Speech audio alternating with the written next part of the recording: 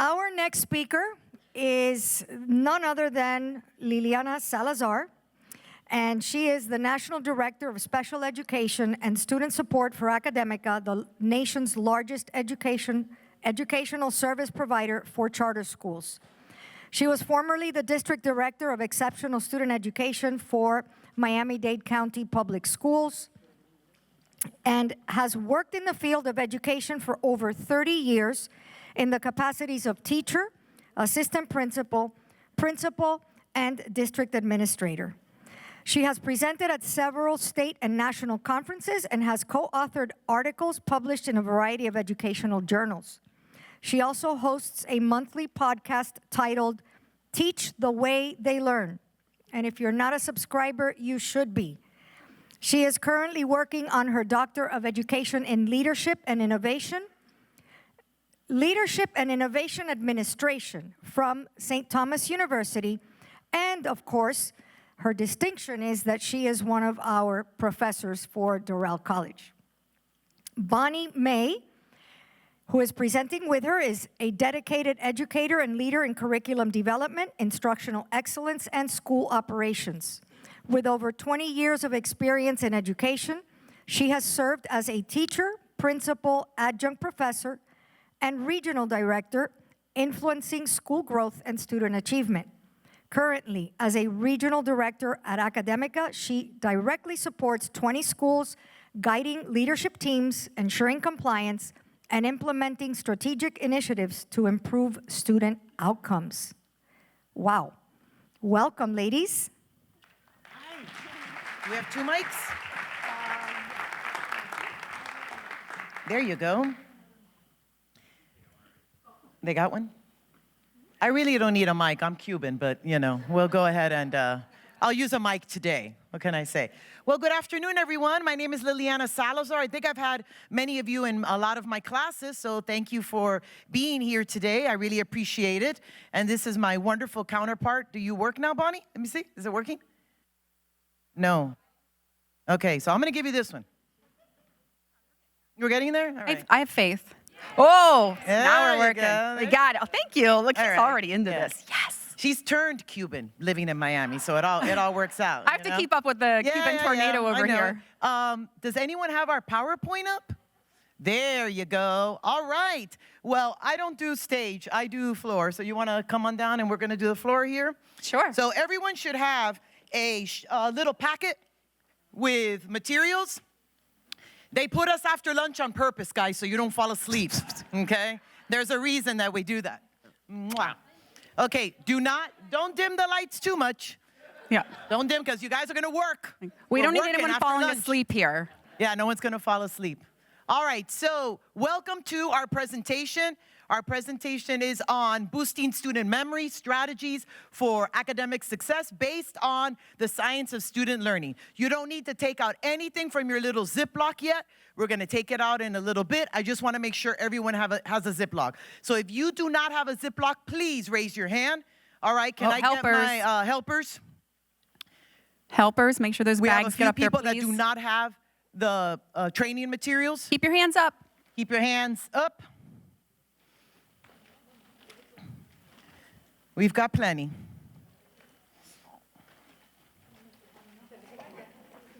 Keep your hands nice and up if you need still a training packet. Hi, how are you? You can win one. I haven't bothered you in a long time. I know. I'm doing good with Canvas.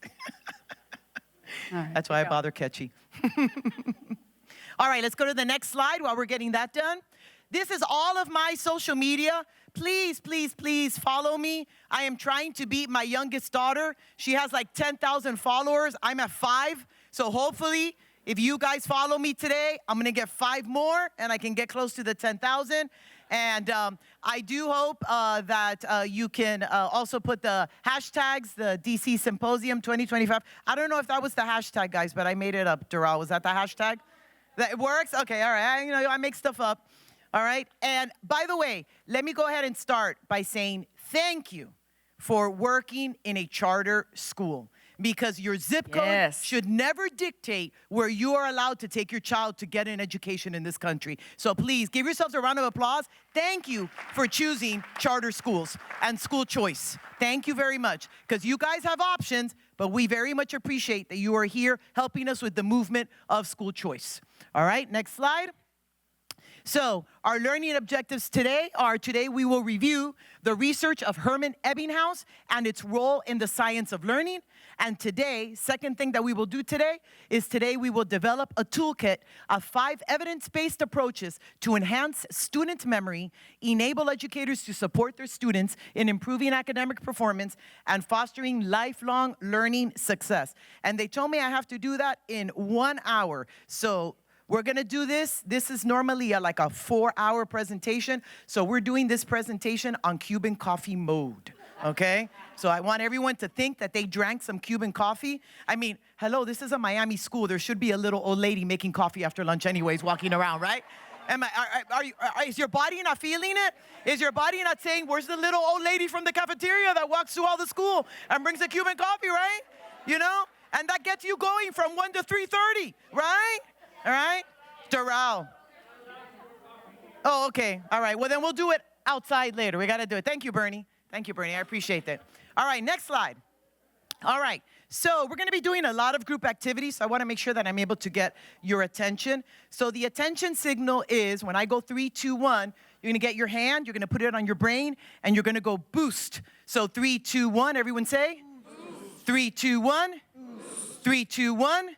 All right, let's go ahead and practice that. So I want you to turn to your neighbor, and if you won the lottery, what is the one thing you will do? Everyone look at me. You cannot quit teaching.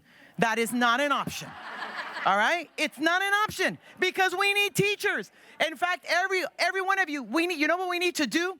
Judy, Bernie, we need to do this next year. Next year, if they bring someone that wants to be a teacher, we give them a polo. Like what we do with students, like if a family brings a student, we give them a polo. We need to, guys, next year, please bring a body that wants to be a teacher. And we're gonna be giving polos. All right, Academica will sponsor the polos, all right? I'm just letting you guys know. All right, Academica will sponsor polos. All right? So what we're gonna do is, you're gonna turn to your neighbor, you're going to quickly think about what you would do if you won the lottery, and then I'm going to get your attention, all right? But I'm going to give everyone some wait time because it is extremely, extremely important that we give our children time to think about an answer. So right now, I'm going to ask everyone to please be quiet, and it is thinking time.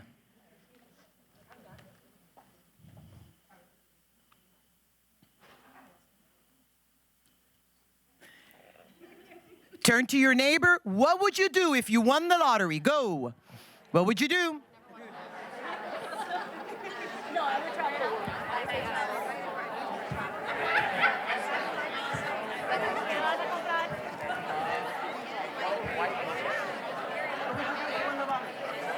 You got a partner. I was going to come be your partner. I did. I found a partner right over here. One of our students. Yeah.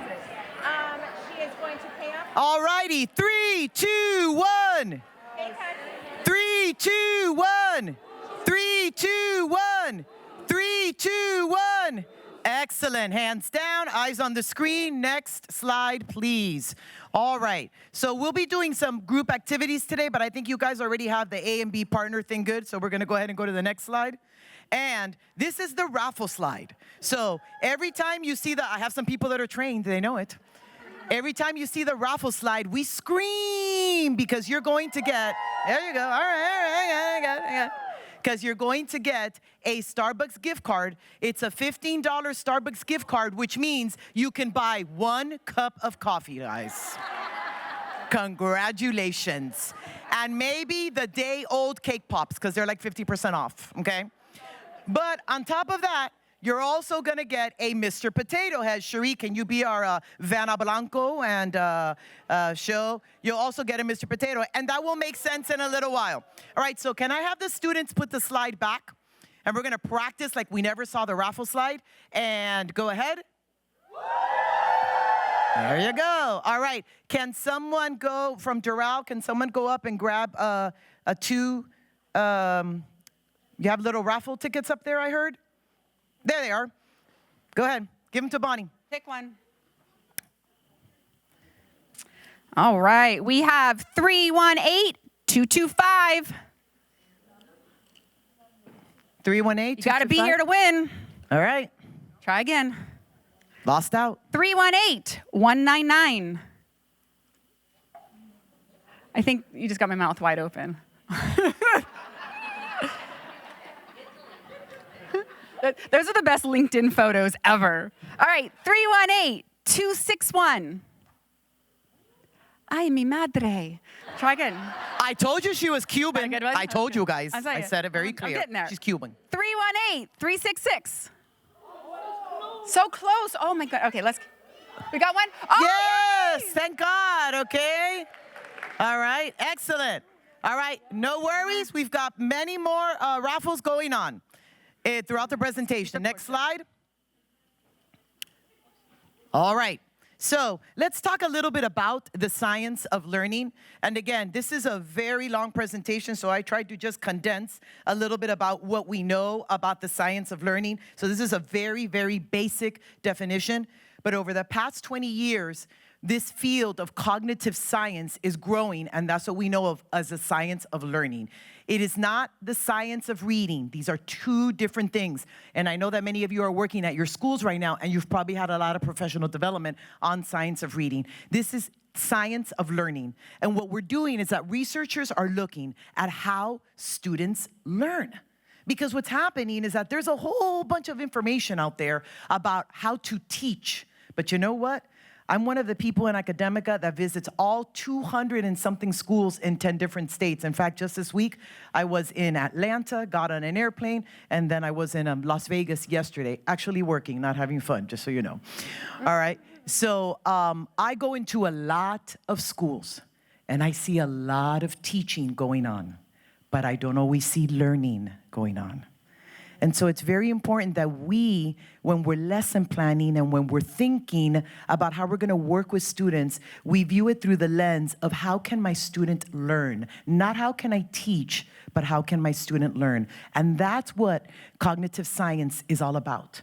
Humans are very complex, and especially students and children. They come to us with many things happening in their lives. And if we don't capture all that, then we really can't help them learn. And so when you look at that fourth bullet, cognitive psychology takes into consideration how the mind and specific behaviors affect learning. It concerns itself on the journey, not the beginning or the destination itself.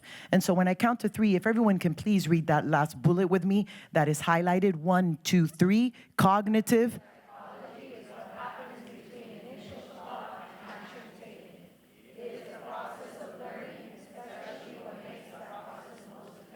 Excellent, excellent. Next slide. I want to talk to you about my friend, Dr. Herman Ebbinghaus. Now, we would have been friends when he was alive because him and I have a lot of stuff in common, okay? And he is one of like the landmark research when it comes to the science of learning, okay? And what he is most known for is called the forgetting curve, okay?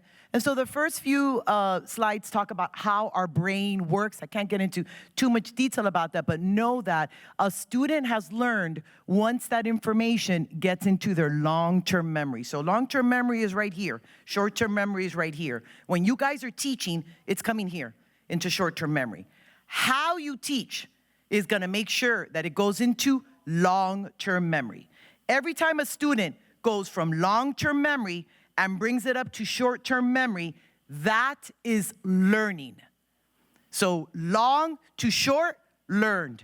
Long to short, learned. When you teach and it's in short-term memory, does not mean they've learned. Let me be very clear. When you're teaching and it's right here, does not mean they've learned, okay? It's like when you ask someone for your phone, what's your phone number? Oh, 305, okay, and you write 305, 305, and then that's your short-term memory. Now, let me see how many people I have my age that know long-term memory. 8675. 309. Right? All right? The millennials are looking at us, ladies. You all don't know Jenny's number? Are you kidding? That's so old it didn't even have an area code. Right. But listen, all the Doral professors, post this week, find Jenny's phone number, please.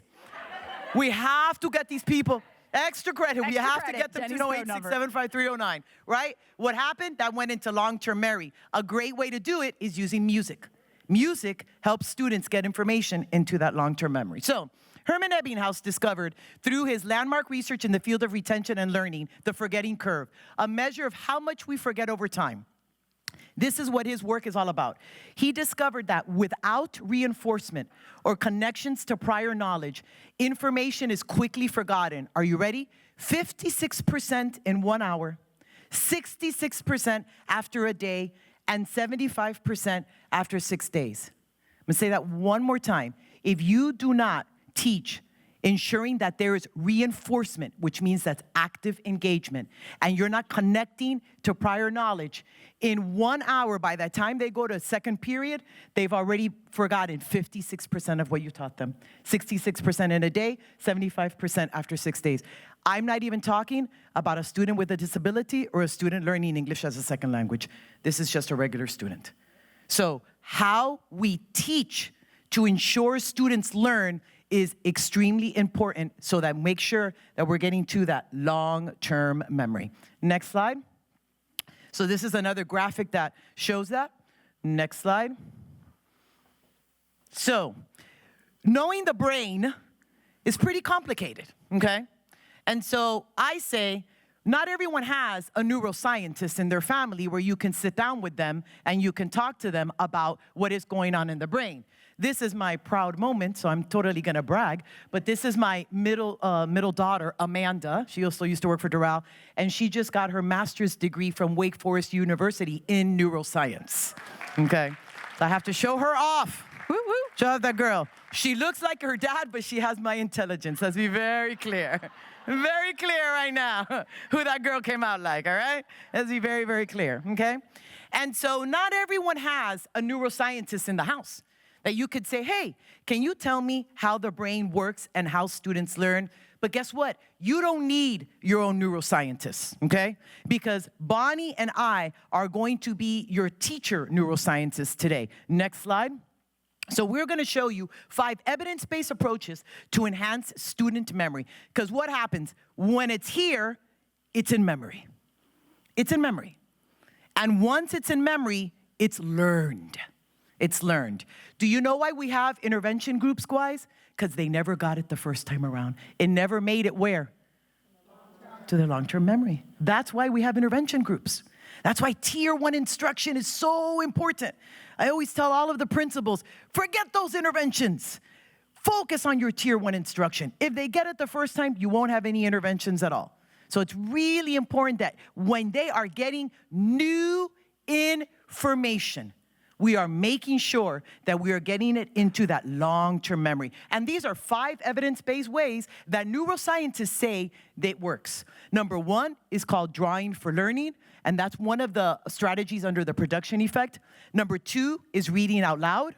Number 3 is using pictures and words. Number 4 is asking why. And number 5 is teaching others. So that's what we're gonna learn about in the next few minutes. But it's gonna be on Cuban coffee mode, guys, all right? Next slide. So let's talk about number 1, drawing for learning. And so I'm gonna ask you to, when I say number 1 is drawing for learning, okay? Everyone got it? Number 1 is Drawing for learning. everyone say it with me. Number 1 is Drawing for learning. Good. Number 1 is Drawing for learning. very good. All right. So let's talk about drawing for learning. And drawing for learning is one of the strategies that we use that neuroscientists refer to the production effect. It's when you're teaching something, if students actually do something and produce something, it causes that effect. So the production effect states that if students create something new with the material they are learning from, it helps them to cement their content in their long-term memory. So for all my teachers out there that are lecturing for 60 minutes, you are teaching, they are not learning. I'm gonna say that one more time. You are teaching, they are not learning. And for all of my high school teachers that are here, they are still in school, K through 12. They haven't started college yet. So the same activity that you see elementary doing, my middle and high school has to actively engage as well. They are not in college anymore. They're not in college yet, okay? So researchers from universities in Germany and America, this came from a study from Schmeck et al., collaborated to prove the production effect with drawing. And again, I want to highlight evidence-based. That means that what I'm telling you were studies that have been proven on children to make sure that this treatment actually works. And the treatment here is drawing for learning. They had 4 groups of students. The first group was compared students who simply read a text. So you had one group of students that just read. The second group of students who read and also drew pictures of it, okay? The third group, students gave a picture or a drawing, the picture themselves, and they made that difference. So let's go to those key findings. Next slide. Students who drew pictures performed significantly better in the test. So when the new content was provided to them, if they drew something that had to do with that new content, they performed better in the test. Students who also drew pictures needed more learning time. However, the art of drawing made them perform better. So that's really important because sometimes we don't do extra activities, ladies and gentlemen, because it's gonna take away time. Oh, no, I have to get through my pacing guide. I have to get through my lesson plan. You know, my principal's looking at me. But if you just give 5 to 10 more minutes of extra production effect time, they actually learn it. So much so that students who also drew pictures reported putting more effort into their learning. And so therefore, since they put more effort because they were drawing with the new content that they learned, later on when they took tests, they passed the test. Because what had happened, they actually learned it. Can everyone please read the last bullet with me that's in italics, 1, 2, 3, by drawing?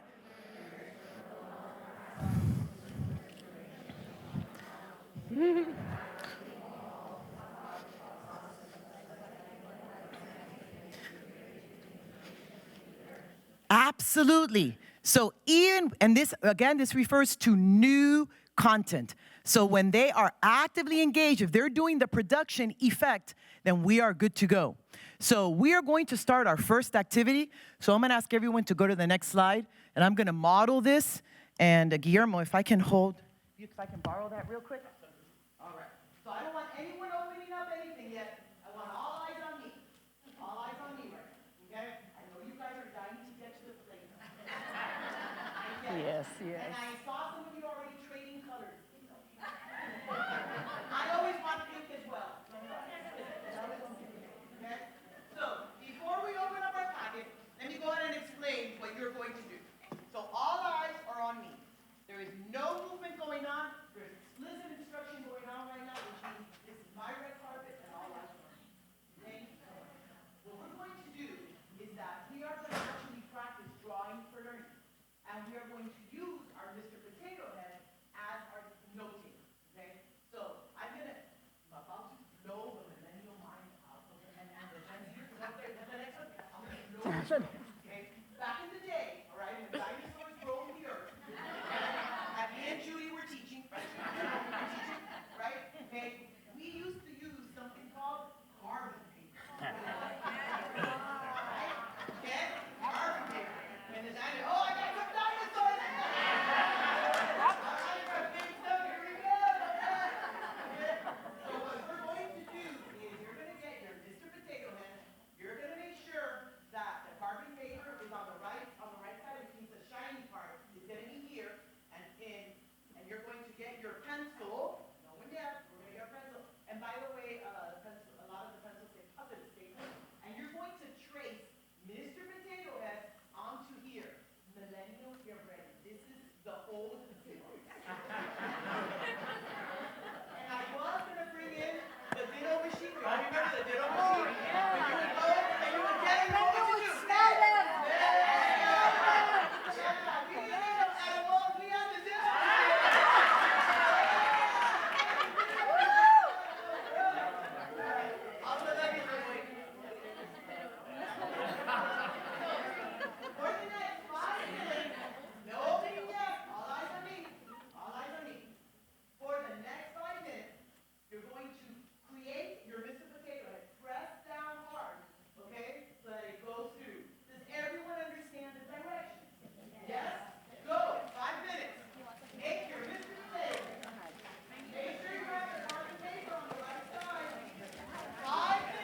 You may want to test it out, make sure it's actually getting on the paper before you do the whole thing and realize it hasn't copied.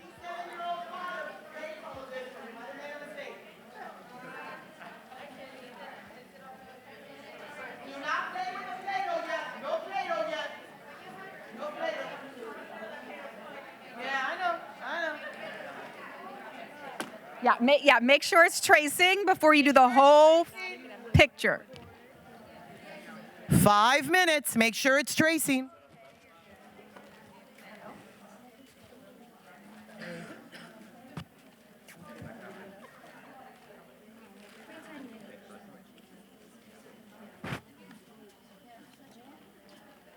Any fun? Yeah. Isn't it so much fun to trace? I love it. So much fun. I just did this. You need more pencils? Pencils, Cherie. We need pencils up there. Just get them from the packs. I just did this, done with 300 teachers in Doral, Las Vegas, and they loved it. They loved it. It's a great way to get 300 people to do an activity at one time. Really helped. Make sure you're tracing hard. Tracing hard. Check it. Make sure that it's going through. It still exists. I'm like, yeah, we're surprised carbon paper still exists. Well, I got it on Amazon. 250 Anything for like on $3. Amazon. It's like really cheap. Really, really cheap if you want to do this with your kids. Oh, I love this. Look at this. Alex, look. Come take over here. They're really into over here. What? 4 minutes. Look at you, muscles. Make sure you trace the lines. Line 1, line 2, line 3, line 4, line 5. Make sure you trace the lines. Oh, I love it. I love how we have people on the side here tracing hard. Good. Thank you. How's it going, girls? Good? Yeah, yes. No, the shiny side, no, turn it around. Double check, make See? sure it's tracing. Now put it on. Now start tracing. You see, I was right when I first. Yeah. Now start tracing. And then check it. Now check it. I know, if you lift it up too many times. There you go, girl. Right? That's carbon paper. Yeah, I know you did not know what carbon paper was. I got it. Don't worry, I get it. I know there's people here that have no idea what it is. I got it. What are you, like 10? You're like 10, right? It's fine. Yeah. Oh, I love it. She's 20. Yeah, I know it's always the young ones. I got it. It's always the young ones. It's the young ones. But you know what that means, right? Old school always works. Sure does. Well, you're going to sit down and we're going to reveal in a little bit. 3 minutes. 3 minutes. Sorry, guys. They only gave me an hour. And this is a 6-hour training. Not okay. Okay, perfect. We're going to be using your copy. Why? With the jokes? No. Good. Like freaking Lily. You know me. Right. I can't.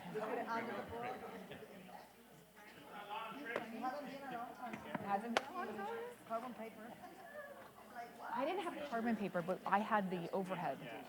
The big overhead projector, you know, where you took your marker and the overhead projector. I'm still using it. Do you?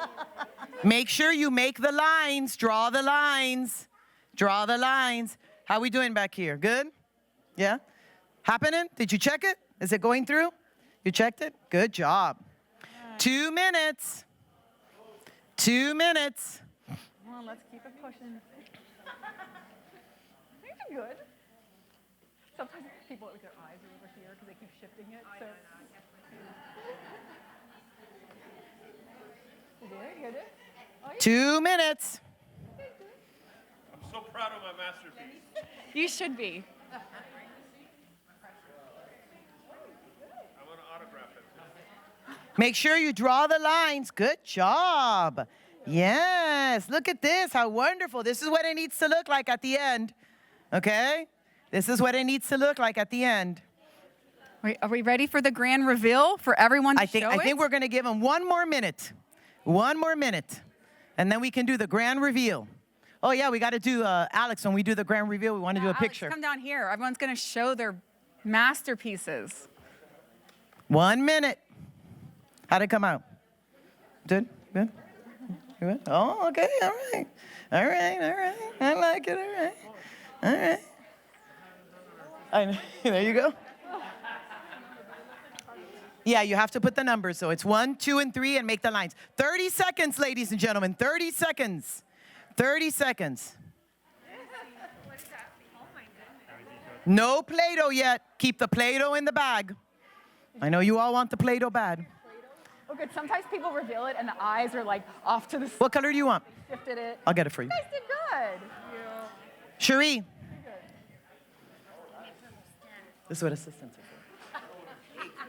For going that extra mile, I actually got up.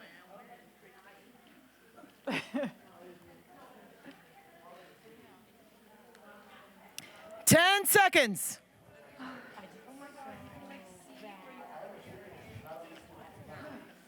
Purple Play-Doh she wants.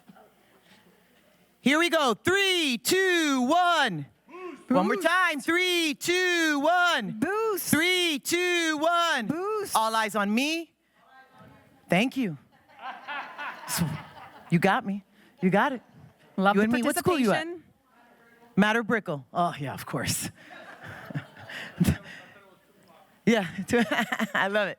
All right, now get ready for the reveal. Can everyone put up their Mr. Potato Head so Alex can take a picture of it? Yes. Wow, you guys did really, really good. I love it.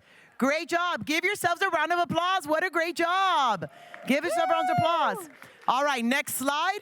Now what I need you to do is put everything away and only have your copy of your Mr. Potato Head, because this is where you're going to take notes. I'm sorry, can you go back? Because I forgot to highlight something. On your paper, look at number 4. Everyone look up here. Please write title of session on the bottom of the right-hand side of paper. Boosting student memory, strategies for academic success based on the science of learning. So all you should have out is your pen or pencil and this, the one that you made. And let's go ahead and put the title. Look at number 4. All you should have out is what you made, your pencil, or if you want to use a pen, and then look at number 4. Write that title in. Gonna give you about 15 seconds to write that title in. Oh, you guys are even doing it. How much fun. The Doral kids are even doing it. Isn't that cute? I gotta send that pic to Carlos. 10 more seconds.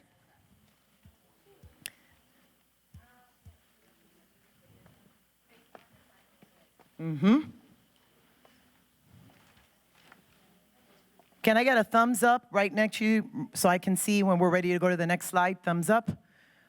Keep your thumb up if you're ready to go for the next slide, so I know that I can go ahead and go. Thumbs up if we're ready to go to the next slide.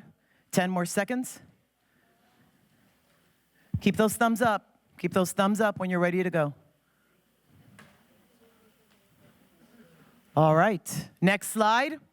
All right, all eyes on me, pencils down, all eyes on me. These are the next directions. So for the remainder of the presentation, I'll wait until all eyes are on me.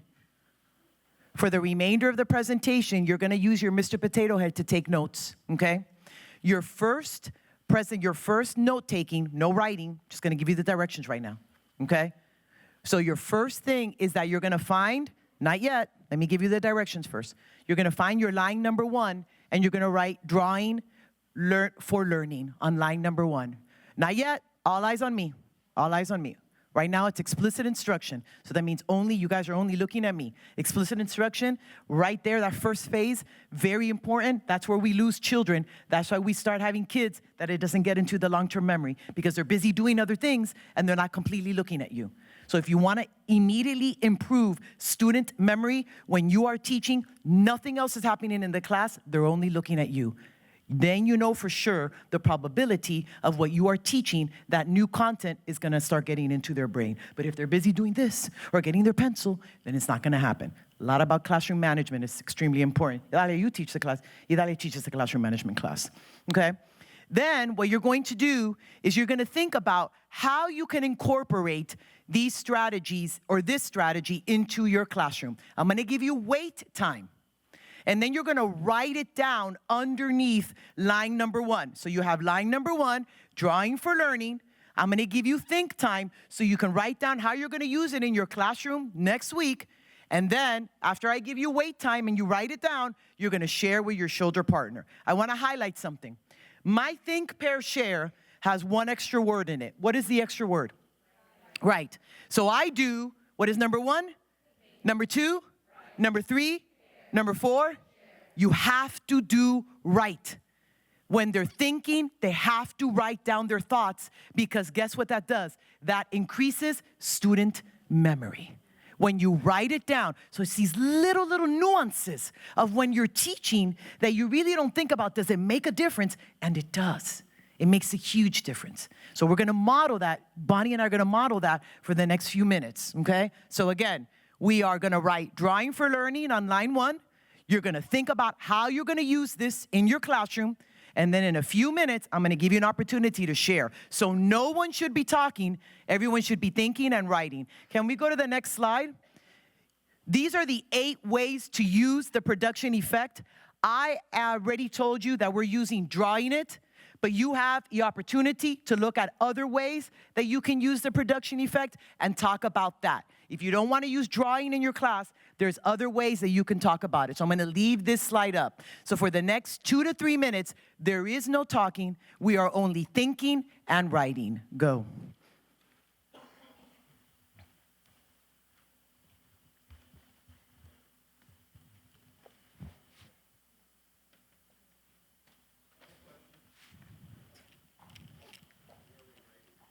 On the number 1, under the number 1, great clarifying question. You write your notes under number 1, because this is the first strategy that you learned. Drawing for learning. Drawing for learning.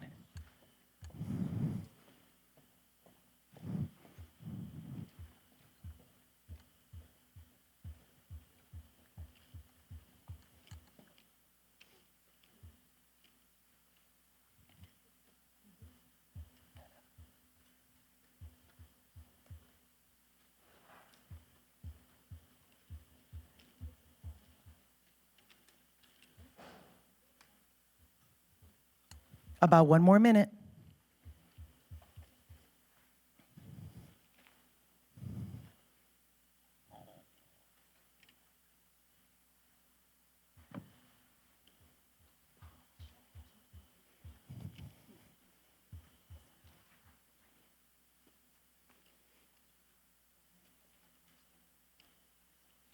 Fifteen seconds.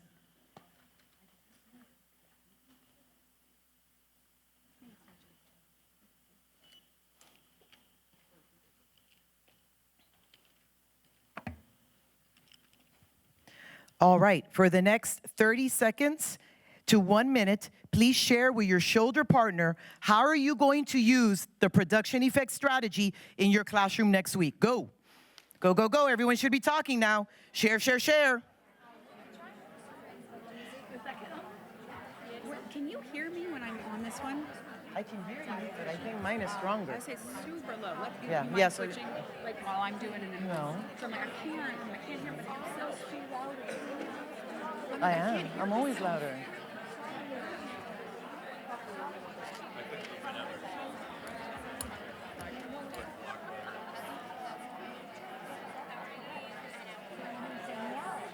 "30 seconds, everyone sharing."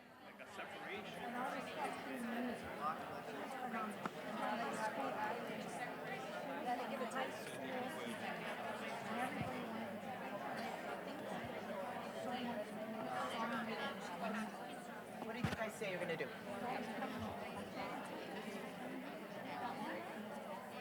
Oh, I love it. I love it. And what grade do you teach? Right. So you see how you can use it for secondary. I'm gonna pick on this. All righty. 3, 2, 1.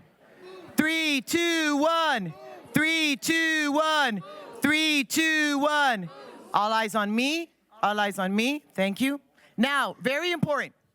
The first part took a little longer because I had to prep the notes. So the next 3 that Bonnie's gonna take, they're gonna be relatively quickly, okay? But I just wanted to prep everything. I do wanna remind everyone, and I wanna get the opportunity to have secondary speak, because many times one of the comments that I get is, Lily, these strategies are very elementary. No, they're not. In fact, if you do this in a secondary class, those kids will probably love you more because you're actively engaging them. What is your name? Melissa, why don't you share what school are you at, Melissa? Okay, I'm at Doral Academy, Just Arts and Management Middle. How are you thinking about using this strategy? I'm a 7th. Okay, so I teach 7th grade civics, and I was planning on using or incorporating the strategy to teach the preamble of the Constitution. So with each goal, which are 6 goals, I would incorporate symbolism so that they would be able to make the connection with the goal. Nice job. Give her a round of applause. So you see, definitely secondary can use. If I don't mention secondary, Judy kicks me out, so I have to make sure that I mention secondary. All right. So what was number 1? Does everyone remember what number 1 was? One more. I need all hands moving. What was number 1? Falling for learning. Very good. Now you got Miss Bonnie May. All right. All right, so it's good to note with the drawing for learning, though, it's good to note that it does not have to be, especially for secondary, like you were saying, ma'am, it doesn't have to be some elaborate picture that you're giving them 35 minutes to draw. Right. It literally can be small pictures beside the note that they're taking so that they can equate, oh, I wrote this and I drew this little picture, and they can remember that when they're trying to recall that information again. So when we talk about that these strategies may take a little bit of time, it doesn't have to be large amounts of time. It's a couple extra minutes to throw in there to help them make that connection. Okay, so I'm going on to strategy number 2. So the first one was drawing for learning. Very good. The second one is reading out loud. So it's like with our bullhorn, reading out loud. Oh, all right, let's do it again. Reading out loud. Good. So 1, drawing for learning. 2, reading out loud. Because the more movement, Ooh, do it. the brain is working. So we're going to do Reading out loud. So number 2 is reading out loud. Nice. We get a little exercise in there too. All right. All right. So Young people don't know about her. oh my goodness. Okay, we're moving right along here. All right. So reading out loud, they did a research study, and there were 4 groups. Don't worry about those bat wings. We are beautiful. Enough. All right, so they did a research study. There are 4 groups. 1 group, they read out loud. Obviously, that's the whole strategy, right? The other one, they read in complete silence. The third one, they heard themselves read.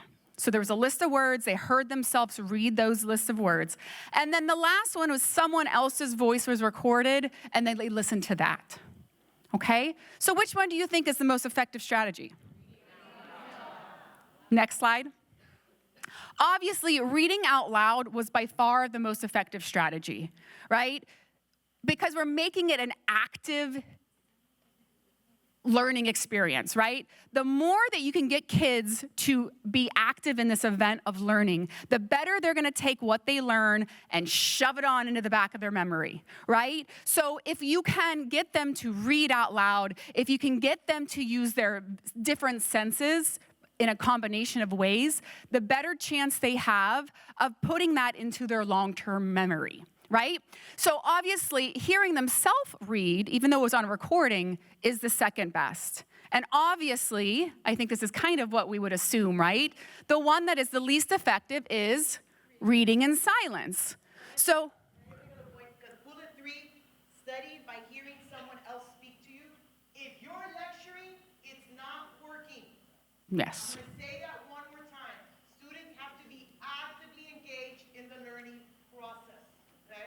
Right, so it's a huge thing. If you look down at the bottom bullet point there, the second to the bottom one, it's a combination of a variety of senses.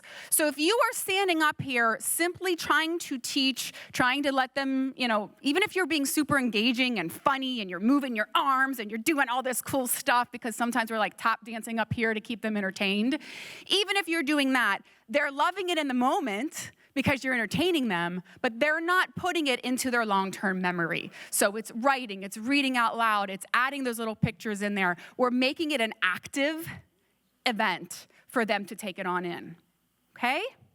So let's go to the next one. Now, get back to our Mr. Potato Head. I'm gonna read the directions very quickly, and then I'm gonna say go. So don't do anything until I say go. You're gonna find line number 2. On line number 2, you're gonna write reading out loud when I say go. I'm gonna give a couple minutes to think about it, and then I'm gonna say, okay, write it. Then I'm gonna give another direction to pair and share. Questions? So how will you use reading out loud in your classroom this coming week? Right. I already modeled one way. If you work off of PowerPoint, what have I asked you to do? Read what? Read certain things with me. Read certain things with me. So if I'm teaching new content, if there's something that I really want them to understand, I'm going to have them read it out loud with me as well. Okay? So how are you going to infuse reading out loud in your classrooms this coming week? No talking, just thinking and writing.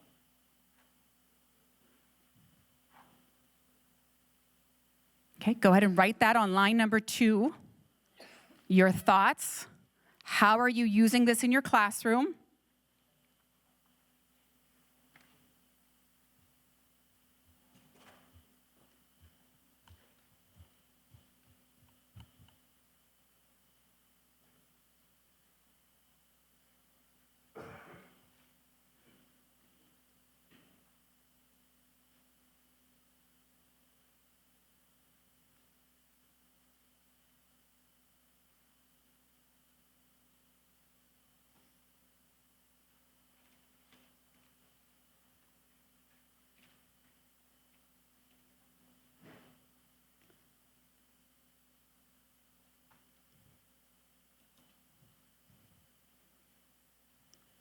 All right, go ahead and turn to your neighbor and share the strategy that you have written down.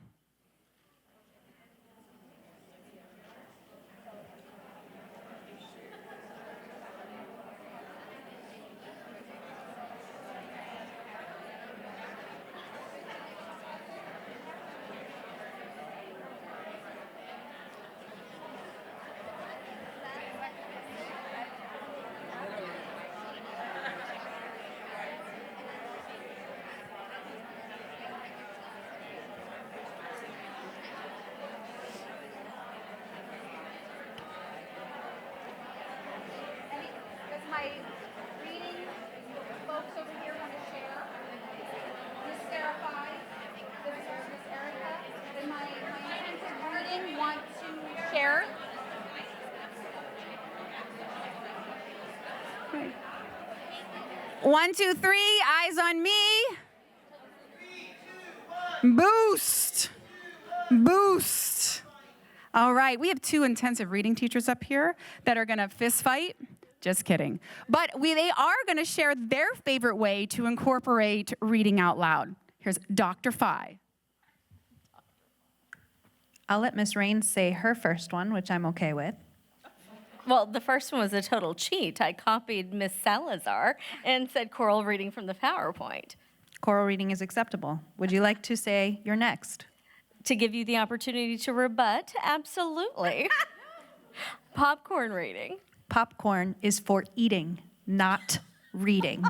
Say it with me. Popcorn is for eating, not reading. But what are you talking about, Dr. Phi? Popcorn means the child gets to read it out loud. Well, one child gets to read it out loud. What about the rest of the children? Right. So what would you do instead, Dr. Phi? partner reads. Partner reads are a fantastic alternative to popcorn reading because kids can read at the same time. It's like a choral read, but with partners. So kids who don't feel comfortable or who while we're choral reading get an opportunity to read out loud. And again, this is when you got a student with a disability. Yes. A student that was learning English as a second language. Yes. And you now see how they would now actively engage. Right. Right, so popcorn reading is something that we did many, many years ago. And teachers that are going, I adjunct at Nova, and this comes up a lot about, well, why not? It's fun. They don't know when they're going to get chosen. It's also the idea of their own mental health. Some of them are terrified to read out loud and be on spot. Don't do that to your kids.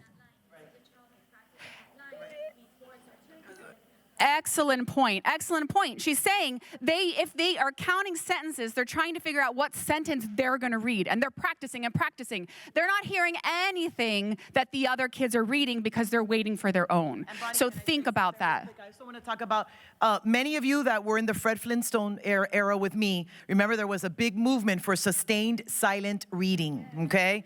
And let me tell you something, very little evidence behind that when you are teaching new content. Let me say that one more time. Tier 1 instruction, new content. Do not say, okay, you guys read paragraph 1. No, it doesn't work, okay? Yep. All yours. Yep. Okay. So the third strategy we're going to go to is pictures and words. And so everyone do it with me. All eyes on me. Go ahead and get those phones away. You're with me now. Pictures with words. Or if you're young and cool like my friends here, you can do pictures with words. Pictures with words. You get it? It's like a selfie. You get it? Clarification, it's and words. And words. Right. Pictures and words. So we go back to the first one. I gotcha, Lily. Girl, I gotcha. I know. See? Cuban tornado here. Okay. Back to the first one is... Very good. Let's do it together. Drawing for learning. What's the second one? Reading out loud. Right? We do the big arms now. Do it again. Read out loud. And now the third one is pictures and words. Or pictures and words. I still try to be young and cool and hip. Okay, pictures and words. So there's a question here, but obviously you can kind of think of where this is going, right? There's a research study that was done, and students had to learn how to use a bike pump, okay? And so they had these 4 different groups. One, they just used words. So to learn how to use this bike pump, they had one group that just used words. There's another group that just used pictures. Then there was a third group that had words, and then they introduced pictures. And then the fourth group was words and pictures together, okay? And they had to learn how to use this bike pump. So what do you think is going to be the best method here? I mean, our strategy on top would allude to that, right? Go ahead to the next slide. So obviously, those pictures together with the words, they were able to recall 50% more than all the other groups. I mean, this reminds me of IKEA. Does anyone have IKEA furniture? Come on, we all have like a random piece in the corner that, falls apart. But when you look at those pictures, sometimes it doesn't even match the words, but if you put them together, they could, maybe the translation didn't quite come through, but you can kind of figure it out. Or you use your screwdriver or your power tools and just make extra holes because nothing ever really works. But if you didn't have both the words and the pictures, I don't think we'd ever get any of that IKEA furniture together, right? So I think of this when I think of the strategy, is trying to put that IKEA furniture together. It is important to note, though, this did not work with verbal recall. So the bullet point there towards the end, it didn't work with verbal recall. But what it did work was when they had to use that knowledge again and problem solve. So putting the words and pictures together helped them to use that knowledge to go towards different, like using that prior knowledge to solve problems or in different situations.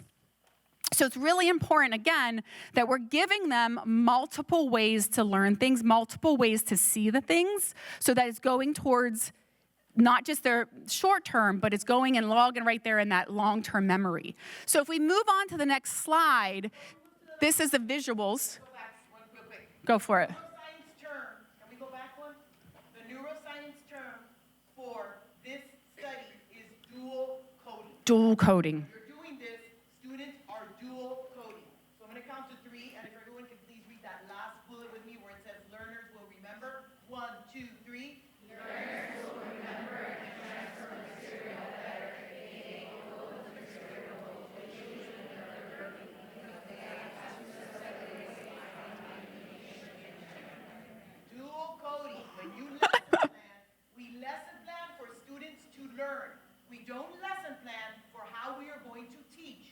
we lesson plan for students to learn.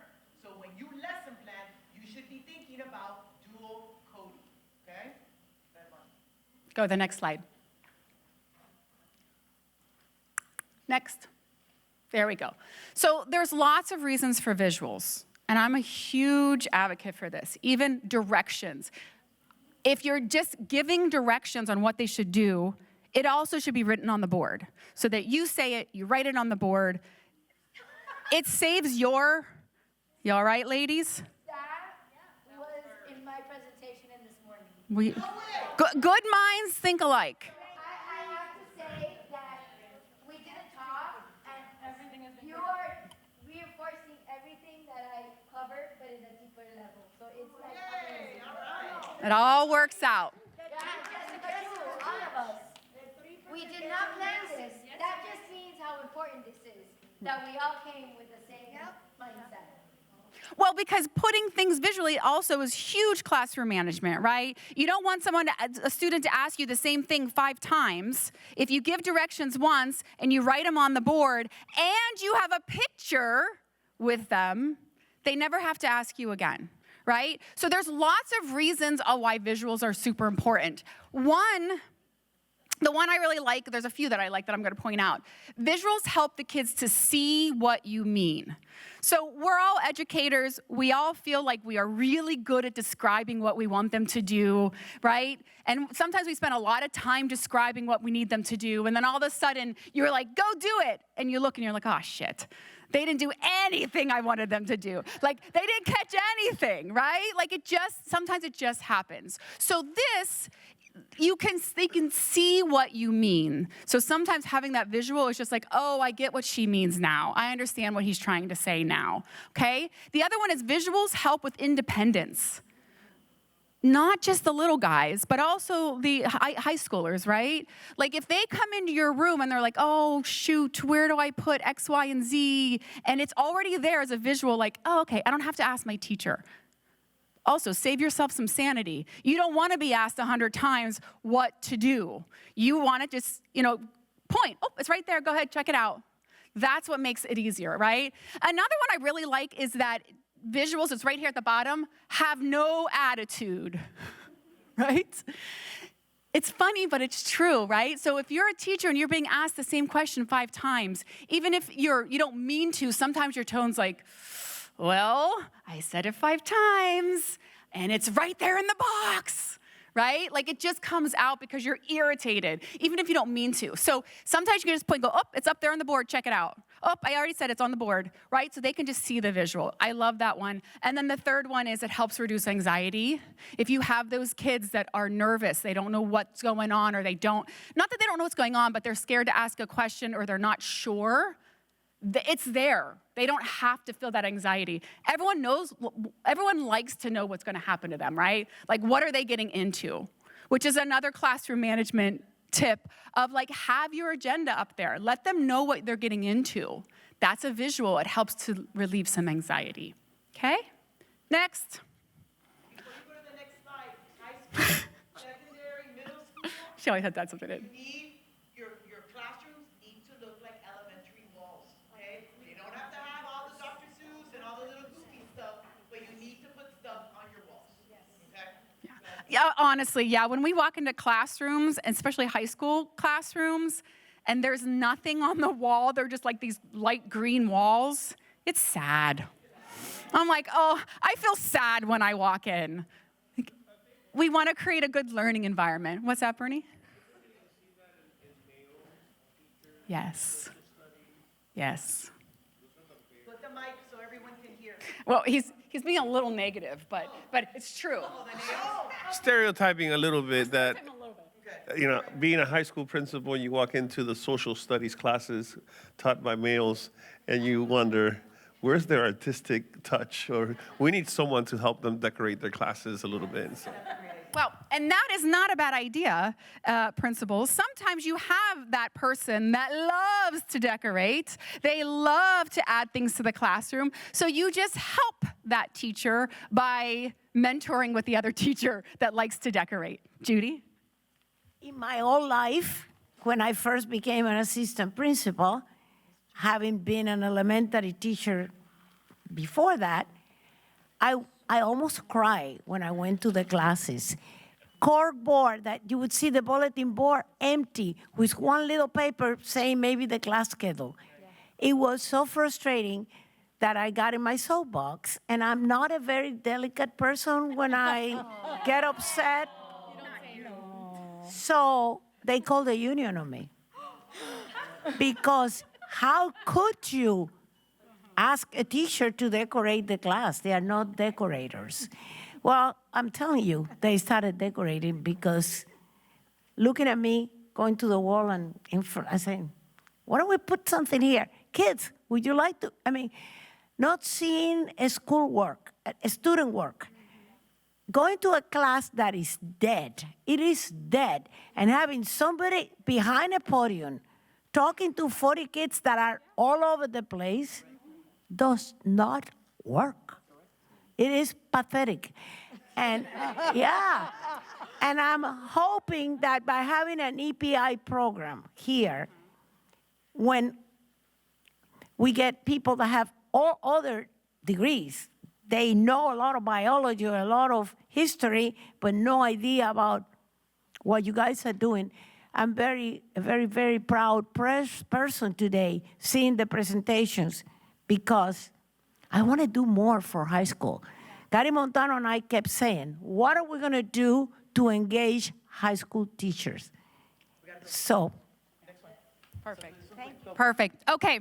So go ahead. We're going to do the same thing that we've been doing. Get on your Mr. Potato Head. Line number 3. You are writing pictures and words. You're thinking about what you're going to write. What strategy are you going to use that incorporates pictures and words? Going to give you a couple minutes of think time and write time. And when I say go, you're going to pair share. So quiet strategies on your paper. My eyes are going to be closed. I want to remind everyone it's words and pictures at the same time when you're teaching new content. Same time.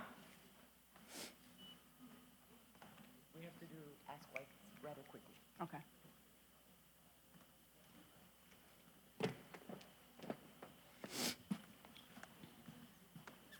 All right, going to pick up the pace just a little bit. Lily and I are both long-winded, so get your thought down and then go ahead and share with your neighbor what you're doing for this strategy.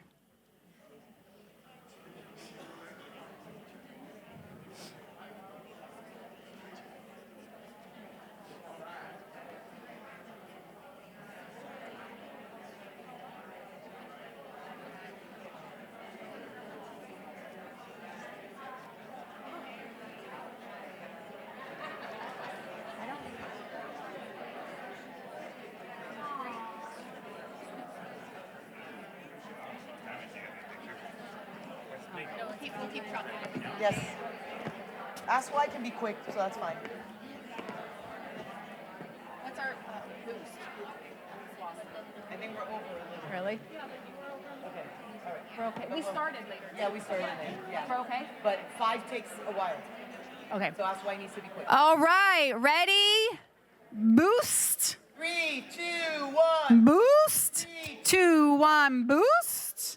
Boost. All right. Perfect. All right. We're going to keep on trucking here because the last strategy is a lot of fun, and we want to make sure you have enough time to do it. So go ahead to the next slide.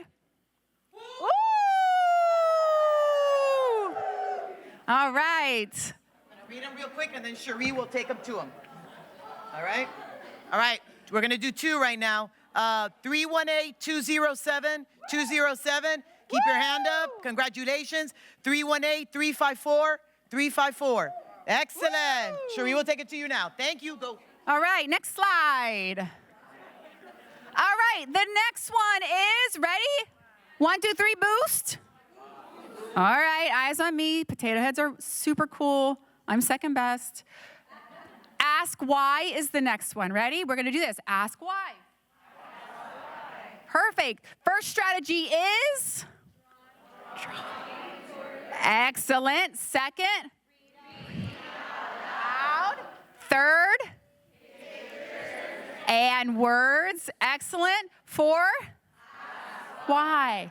Excellent. Ask why. So, in a study, again, because like Lily mentioned, this is all evidence research based. This isn't just what has come, out of the new finagled teachers pay teachers.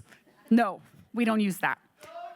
Don't use paid teachers, unless it's some cutesy like Valentine invite thing, but otherwise we don't use that. Anyways, moving on. They did 4 different things. Nope, back. Sorry, that was my fault. The 4 different research groups that they had is they simply told them the information. The second one is they told them the information, but then explained why, like why that is true. The third one is told them the information and had them think about why that could be true. Okay? So there was just a bunch of sentences, but it was basically like, why would he do that? So I recall it being about a young man, and he was doing things. And so we explained it to them. They read it on their own, and then they read it, and then they had to decide, why did he do that? So if you go to the next slide, please. Those that had to recall the information based on coming up with their own explanation was the most effective strategy. Now, it is important to note, I thought this was really interesting. Students who just read the sentences, they just read it by themselves, no explanation, they recalled it at 37%. Low. But if you look at the next ones, students who read the sentence and then had an explanation given to them of why that was true was less, 35%. Oh, see, I see some of you going, whoa, thank you. I thought that was very interesting. So when we are telling them why it happened, they're not remembering it as much as if they just read the sentence themselves. Pretty interesting, right? Now, it is only a 2%, and based on the size of the study, it may not be as significant. But it is important to note that. Because the most important strategy, the one that works the most, and it works across the board, not just with middle and high school, with elementary and college level students too. If you tell them, if they have to tell you why they think something is, they're gonna remember that much more, right? So in science, I used to teach science at Bernie Montero's school, and I was a good science teacher, right, Bernie? I was good. Okay, I'll give you $5 later. But I had this thing where we were to teach about a cell. And we used words like mitochondria and ribosomes and lysosomes. You'll never use those words again, probably. And those kids had no idea. Like, how the heck do I teach them that a ribosome produces protein? So what I did to help them is make that connection, basically, is they had to come up with an area or something that they went to or they saw daily and connect it. So for example, someone picked Publix. Okay, we've all been to Publix. We know what that is. We can make connections. The ribosomes make protein. So what can we relate to in Publix? The deli counter. Why not? That's protein. The lysosomes, they clean out the waste of the cell. What could that be at Publix? The toilets, the bathrooms, cleaning products, janitors, anything to help make that connection. The other one was mitochondria. That provides energy for the cell. Say it out loud. The powerhouse of the cell. She had a good science teacher. But what is the mitochondria in Publix? Cashier, the manager, the coffee. Coffee. Whatever helps them make that connection is worth having a conversation about. I made a whole project out of it. The kids love it. I had a kid sitting beside me at the bar the other day. He's of age. He's 30. Don't worry. But he goes, hey, Miss May, I remember that cell project that we did. I was like, oh my gosh, right? That stuck. Anyways, this information is really helping them with pre-existing knowledge and connecting with something they'd never known before. Next slide. Nope, not next slide.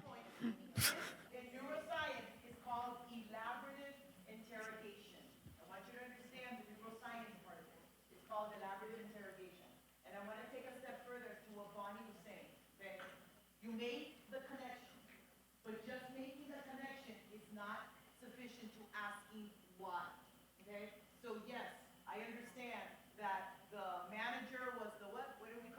The mitochondria. And they have to explain why. Why, yeah. So make the connection, right? But then they have to explain to you why is the manager the mitochondria. That's why. Because what happens is that many of our classrooms, when we're teaching, okay, why do you think it is? And then you give them maybe 5 seconds, and then it stops there. They have to be able to understand and say why it is. So you just asking questions is not doing asking why. You need to give them the opportunity to answer and think about that answer and give back to you. That's asking why. So if you just now start teaching and say, why this, and why this, that's not asking why. Okay? So I wanted to make that point. And it's important that they come up with their own why. And it's okay if your why is different than your why and your explanation is different than hers. That's okay. It's making them come up with their own, because what they know is going to make sense to them later when they're trying to pull this out of their long-term memory. So it doesn't always have to be exactly the way that you would explain why, as long as it generally makes sense that they can make that connection later, right? So, it sure does. It sure does. Okay, next slide. All right, so we're gonna do the same exact thing. We are on line 4. You are asking why. So go ahead and write asking why on line 4. You're gonna write the strategy underneath there of what you're gonna do in your classroom. Give you time to think, get it down on paper, and then I'll ask you to share very quickly.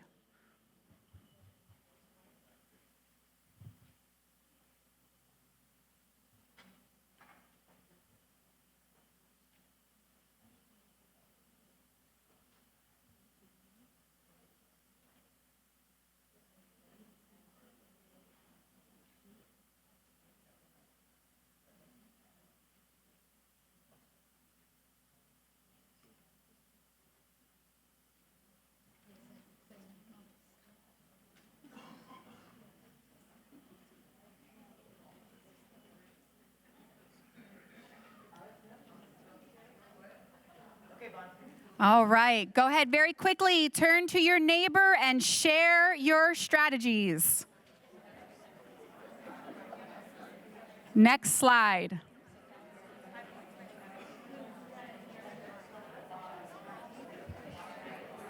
Oh, never enough time. Never. It is a 6-hour presentation. When you do it right, it actually takes all day. Unfortunately. 30 seconds.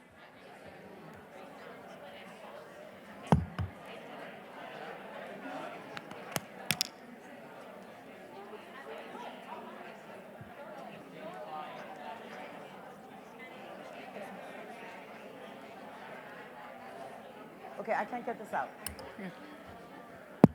Someone get this out for me. 10 seconds. 3, 2, 1. 3, 2, 1. 3, 2, 1. All eyes on me. Next slide. Last strategy. Teach others. Teach others is, number 5 is, teach others. So number 5 is, teach others. But find a partner. Okay, so number 5 is? Find a partner. Ready? Number 5 is? One more time. Number 5 is? What was number 1? What was number 2? What was number 3? What was number 4? And what is number 5?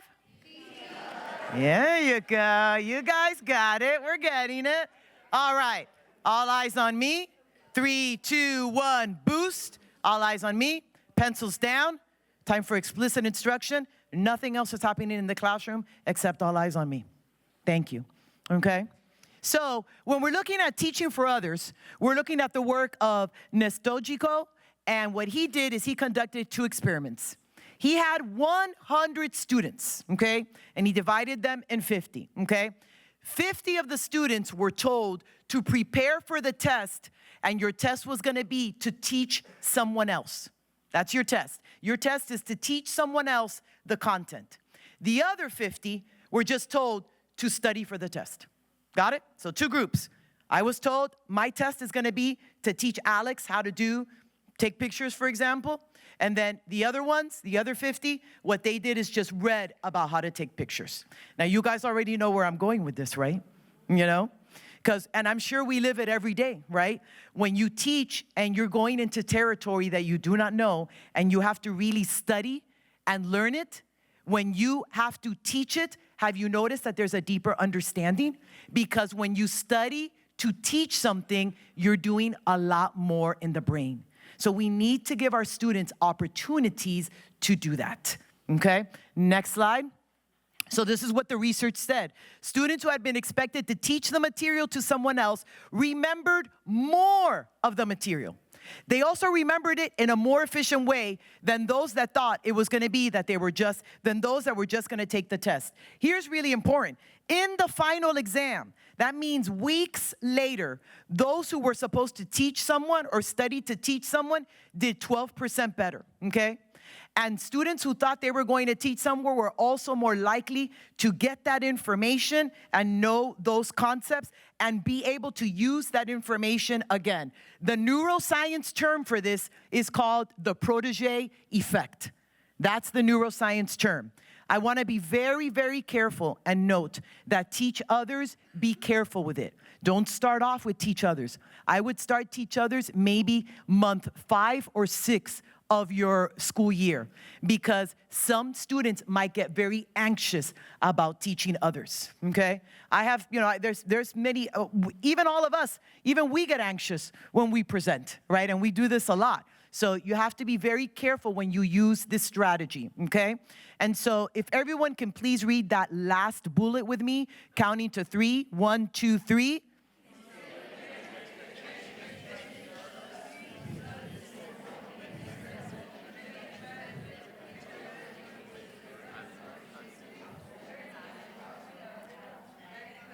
Correct, I get. And so even for elementary, as easy as go home and teach mom and dad how to do this and write about how it went. That's it. That's all. That homework is so much more powerful to me than, I know they're gonna kill me, than iReady. All right, okay? I'm sorry. I'm sorry, guys. I know iReady is important, but I want you to understand where the difference is. I'm not telling you not to do iReady. iReady, you have to do iReady. But note the difference. Note the difference. Go ahead. Yes. Dr. Montero. Interestingly, I know some schools have had the students teach the parents the iReady results. So iReady does come into play here. Absolutely. I didn't say to bash, not to do iReady. I'm just saying, there's other things to do, guys. I'm just gonna throw it out there. Principals, I know you guys love iReady, but being in front of a computer, I don't know how much that does with explicit instruction, but we'll keep going. That's another argument, all right? So, for another day. So, teaching others, very important. Next slide. So, before you write down for teaching others, I'm gonna show you what your last activity is gonna be, okay? So, I'm gonna get the Play-Doh. Do not take anything out yet. All eyes on me. All pencils down. All eyes on me. Okay? You're going to use the Play-Doh to teach your partner about what you just learned. The 5 strategies that you just learned. Okay? Now, I'm going to go to the next slide real quick. All right?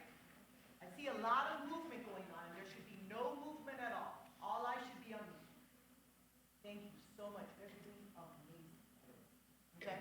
Next slide. So, I am going to teach my partner about what I just learned. Okay? I'm going to teach him the 5 strategies: drawing for learning, reading out loud, use pictures and words, ask why, and teach others. And I'm going to use the Mr. Play-Doh as the prop on how to teach. So, the first thing I'm going to do is I'm going to talk to them about drawing for learning. So, I'm going to make the body.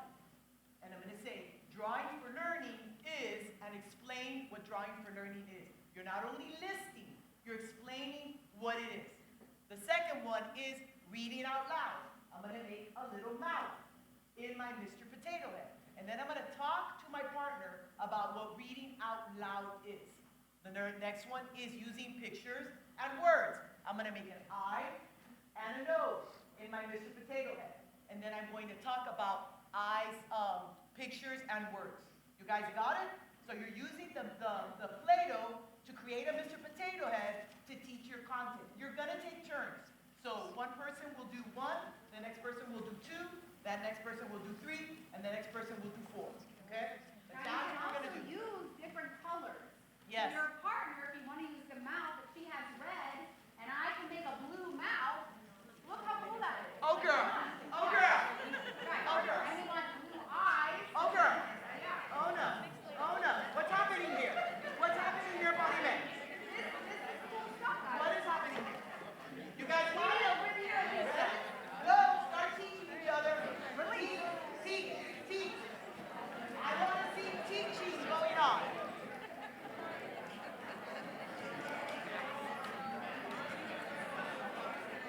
Wait, whose was this one? I just use an extra. Okay, so this one goes here. All right. Oh, so much Play-Doh? No, we have a lot of Play-Doh. We were too poor to have Play-Doh, so my grandma made it out of salt. That's pretty cool, though. She made it up. Well, not when it got hard and cracked. Remember, is this the one that works? Is this the one that works, or the other one's the one that works? Yeah, this one's the one. Remember? Yeah. Yeah. Yeah. Remember, you're teaching, not listing. Teaching, teaching, not listing. Teach others. What is drawing for learning? What is reading out loud? Teach, teach, teach. 3 minutes, 3 minutes.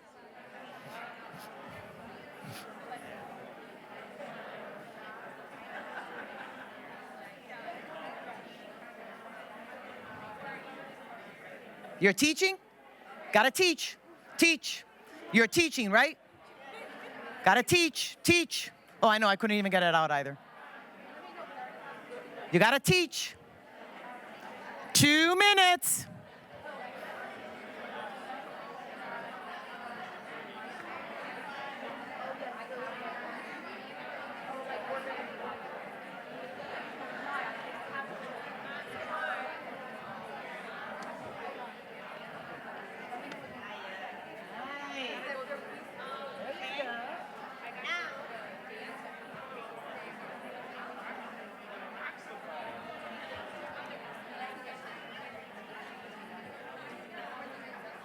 When did you get here?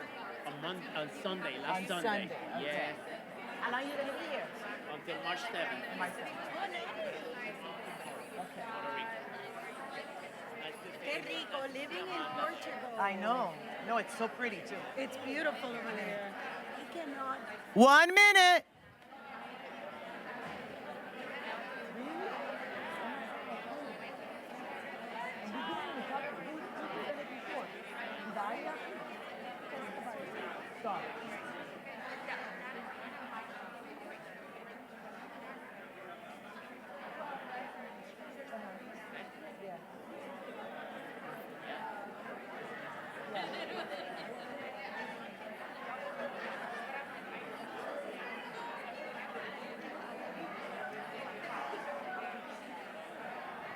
Thirty seconds.